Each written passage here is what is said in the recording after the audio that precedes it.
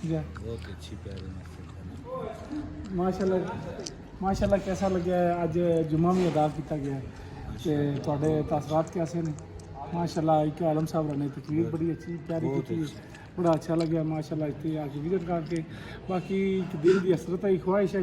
कि नमाज जुम्मा भी अदा करिए तो उस तो इलावा सारे दोस्त इकट्ठे होके इसका नज़ारा भी करवाइए मीर साहब एदा मुकम्मल मस्जिद का बारू फ्रंट दिखावो ताकि देखने वाले आते किसी दोस्त ने गलबात करने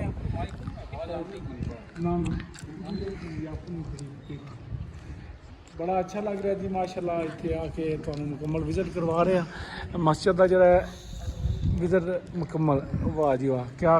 खूबसूरत व्यू है माशाल्लाह जी मस्जिद का मुकम्मल व्यू तुहानू दिखा रहे हैं जी क्या बात है जी उस बाद